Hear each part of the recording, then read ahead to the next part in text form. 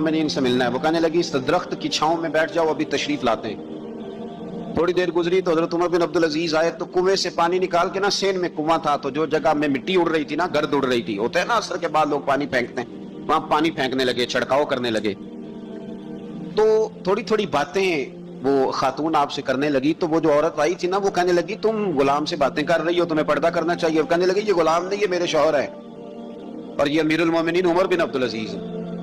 कहने लगी ये उमर बिन अब्दुल अजीज है? कहा हाँ ये उमर बिन अब्दुल अजीज है। तो वो खातून हाजिर हुई, खजूरें उसको दी गई खाने के लिए। उसने कहा हुजूर मेरी 5 यतीम बेटियां हैं, मुझे वजीफा चाहिए।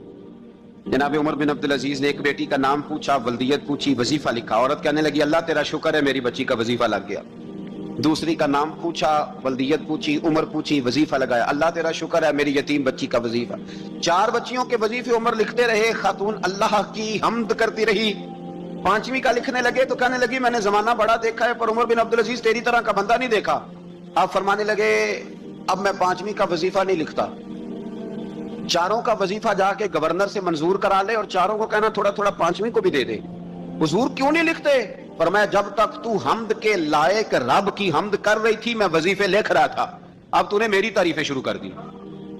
अपनी तारीफ पर कैसे वजीफा लिखूं? वो तो हम्द के लायक है, उसकी हम्द होनी चाहिए, लेकिन मैं अपनी तारीफ पर, अपनी खुशामद पर मैं नहीं लिखता। जा अल्लाह ताला तेरी लिए बेहतरी करे। वो खातून कहती है मैं वहां से आई, मुझे महीनों लग गए, सफर लंबा था, इराक पहुंची।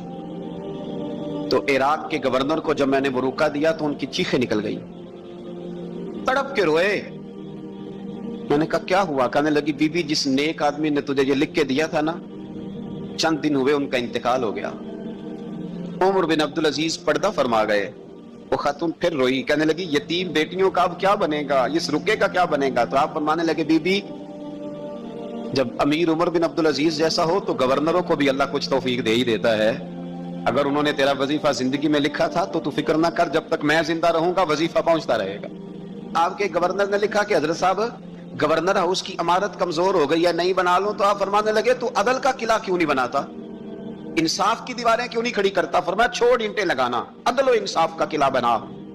सबसे बड़ी बात यह थी कि बड़े पाबंद थे सौमो सलात के, दिन को तिलावत करते, रात को इबादत करते, पंजगाना नमाज में खड़े होते, अल्लाह के खौफ की बात आती तो चिड़िया की तरह फड़फड़ाते, डरते। आपकी अहलिया कहने लगी उमर बिन